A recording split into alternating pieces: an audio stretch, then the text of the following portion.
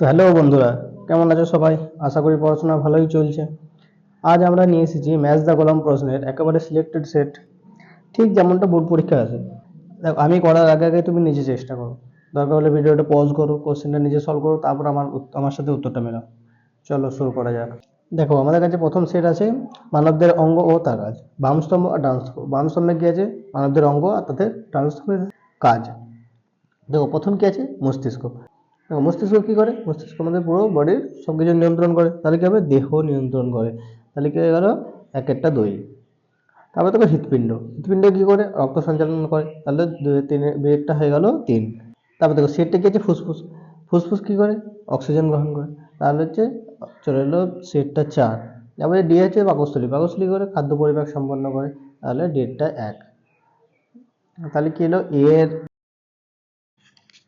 তাহলে কি হলো? এরটা দুই, এরটা তিন, সেটটা চার,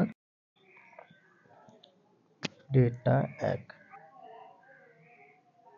তারপরে সেট দেখো, জীব প্রক্রিয়া ও সংগঠক। বাম স্তম্ভ যে কি? প্রক্রিয়া, আর ডান স্তম্ভে কি আছে? তাদের কাজ। দেখো, এ কি আছে? প্রথম হচ্ছে পরিপাক। পরিপাক মানে কি? খাদ্যকে ভাঙা। তাহলে এরটা চলে এলো তিন নাম্বার। হচ্ছে বি। বি হচ্ছে শ্বসন। শ্বসন মানে কি? অক্সিজেন গ্রহণ ও শক্তি উৎপাদন। তাহলে বি এরটা হয়ে গেল, বি এরটা ওয়ান। তাহলে সি হচ্ছে রক্ত সঞ্চালন। রক্ত সঞ্চালন মানে কি? রক্তকে পরিবহন করা। তাহলে সি এরটা চার। আর ডেটা নিঃসরণ মানে কি? বজ্রকে নিষ্কাশন করা। তাহলে ডেটটা দুই। তাহলে ফাইনাল অ্যান্সার কি হলো? এর থ্রি, বি এর ওয়ান, সি এর ফোর, ডি এর টু। ঠিক আছে। তারপরে সেট দেখো, নেক্সট সেট হচ্ছে কোষের অঙ্গাণু ও কাজ। বাম স্তম্ভে অঙ্গাণু দেওয়া আছে, ডান স্তম্ভে তাদের কাজ দেওয়া আছে। প্রথমে হচ্ছে নিউক্লিয়াস। নিউক্লিয়াস কি করে? নিউক্লিয়াস হচ্ছে কোষকে নিয়ন্ত্রণ করে। ঠিক আছে। তাহলে কি হয়ে যাবে? এরটা হচ্ছে তিন। তো দু নম্বর হচ্ছে দেখো, বি হচ্ছে মাইটোকন্ড্রিয়া। মাইটোকন্ড্রিয়া কি করে? মেনলি শক্তি উৎপাদন করে মাইটোকন্ড্রিয়া। তাহলে বি এরটা চলে এলো এক নাম্বার। তারপরে দেখো সি। সি কি হচ্ছে? রাইবোজোম। রাইবোজোম কি করে? রাইবোজোম মেনলি হচ্ছে প্রোটিন তৈরিতে কাজ করে। তাহলে হচ্ছে রাইবোজোম প্রোটিন ফ্যাক্টরি বলে। তাহলে সি এরটা হয়ে গেল টু।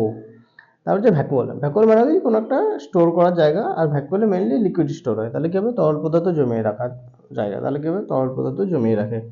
তাহলে আসবে ডেটটা চার। তাহলে ফাইনাল উত্তর কি হলো?